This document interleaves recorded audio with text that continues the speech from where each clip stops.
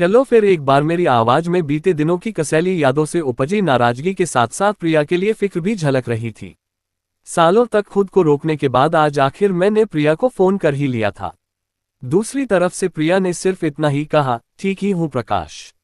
हमेशा की तरह हम दोनों के बीच एक अनकही खामोशी पसर गई। मैंने ही बात आगे बढ़ाई, सब कैसा चल रहा है? बस ठीक ही चल रहा है। चिढ़ तो मुझे भी तुम्हारी बहुत सी बातों से है प्रिया, मगर मैं कह नहीं रहा। और हाँ, ये जो तुम मुझ पर इल्जाम लगा रही हो ना कि मैंने तुम्हें बीच रास्ते छोड़ दिया, तो याद रखना पहले इल्जाम तुमने लगाए थे मुझ पर। तुमने कहा था कि मैं अपनी ऑफिस कुलीग के साथ, जबकि तुम जानती हो ये सच नहीं था। उद्धरण चिन्ह। सच क्या है और झूठ क्या, इन बातों की चर्चा नहीं करो तो अच्छा है, वरना तुम्हारे ऐसे ऐसे चिट्ठे खोल सकती हूं जिन्हें मैंने कभी कोर्ट में भी नहीं कहा। कैसे चिट्ठों की बात कर रही हो? कहना क्या चाहती हो? वही जो शायद तुम्हें याद भी न हो। याद करो वह रात जब मुझे अधूरा छोड़कर तुम अपनी प्रेसी के एक फोन पर दौड़े चले गए थे। ये भी परवाह नहीं कि इस तरह मेरे प्यार का तिरस्कार कर तुम्हारा जाना मुझे कितना तोड़ देगा। मैं गया था ये सच है, मगर अपनी प्रेसी के फोन पर नहीं बल्कि उसकी माँ की कॉल पर। तुम्हें मालूम भी है कि उस दिन अनु की तबीयत खराब थी। उसका भाई भी शहर में नहीं था, तभी तो उसकी माँ ने मुझे बुला लिया। जानकारी के लिए बता दूं कि मैं वहां मस्ती करने नहीं गया था। अनु को तुरंत अस्पताल लेकर भागा था। हाँ, पूरी दुनिया में अनु के लिए एक तुम ही तो थे। यदि उसका भाई नहीं था तो मैं पूछती हूँ, ऑफिस के बाकी लोग मर गए थे क्या? उसके पड़ोस में कोई नहीं था क्या? ये बेकार की बातें जिन पर हजारों बार बहस हो चुकी है, इन्हें फिर से क्यों निकाल रही हो? तुम जानती हो न, वह मेरी दोस्त है। मिस्टर प्रकाश, बात दरअसल प्राथमिकता की होती है। तुम्हारी जिंदगी में अपनी बीवी से ज्यादा अहमियत दोस्त की है। बीवी को तो कभी अहमियत दी ही नहीं तुमने।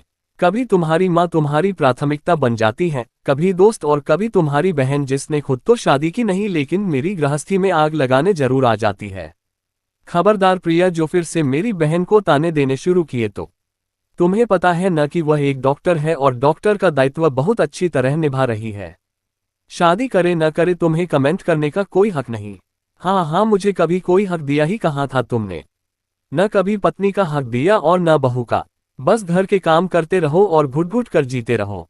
मेरी जिंदगी की कैसी दुर्गति बना दी तुमने। कहते कहते प्रिया रोने लगी थी। एक बार फिर से दोनों के बीच खामोशी पसर गई थी। प्रिया, रोकर क्या जताना चाहती हो?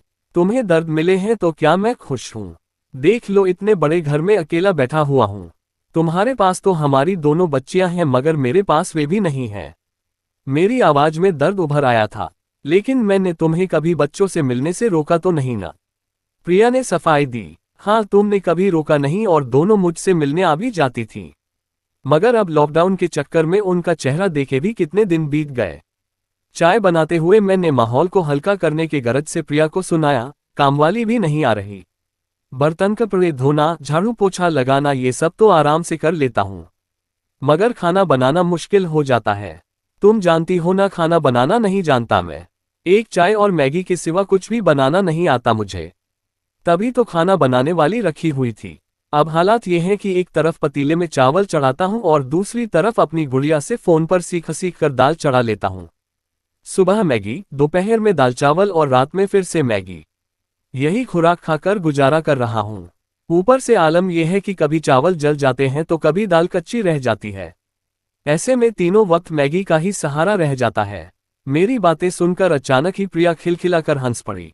कितनी दफा कहा था तुम्हें कि कुछ किचन का काम भी सीख लो, पर नहीं। उस वक्त तो मियाँ जी के भाव ही अलग थे।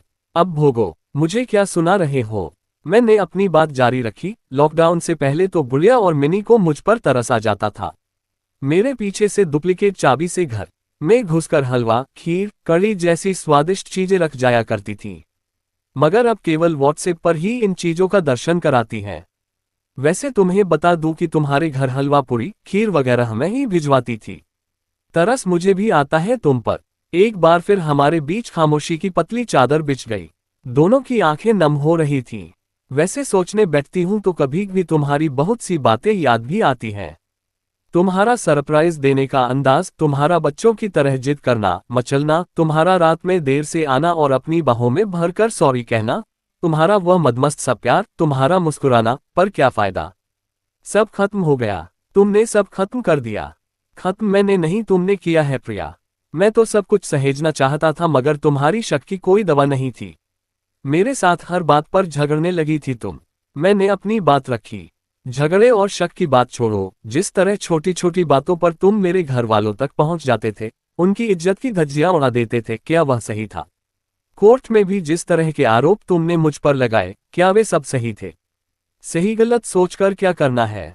बस अपना ख्याल रखो। कहीं ना कहीं अभी मैं तुम्हारी खुशियों और सुंदर भविष्य की कामना करता हूं, क्योंकि मेरे बच्चों की जिंदगी तुमसे जुड़ी हुई है और फिर देखो ना, तुमसे मिले हुए इतने साल हो गए। तलाक के लिए कोर्ट कचहरी के चक्कर लगाने में भी हमने बहुत समय लगाया, मगर आजकल मुझे अजीब सी बेचैनी होने लगी है। तलाक के उन सालों का समय इतना बड़ा नहीं लगा था जितने बड़े लॉकडाउन के ये कुछ दिन लग रहे हैं। दिल कर रहा है कि लॉकडाउन के बाद सबसे पहले तुम्हें देखूं। पता नहीं क्यों सब कुछ खत्म होने के बाद भी दिल में ऐसी इच्छा क्यों हो रही है। मैंने कहा तो प्रिया ने भी अपने दिल का हाल सुनाया। कुछ ऐसी ही हालत मेरी भी है प्रकाश।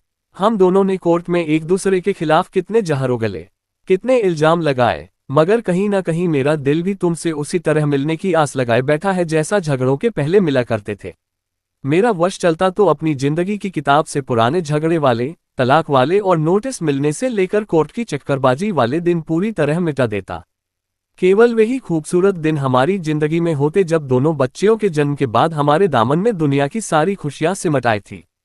प्रकाश, मैं कोशिश करूंगी एक बार फिर से तुम्हारा ये सपना पूरा हो जाए और हम एक दूसरे को देखकर मुंह फेरने के बजाय गले लग जाएं। चलो मैं फोन रखती हूँ, तब तक तुम अपनी मैगी बनाकर खा लो। प्रिया की यह बात सुनकर मैं हंस पड़ा था। दिल में आशा की एक नई किरण चमकी थी।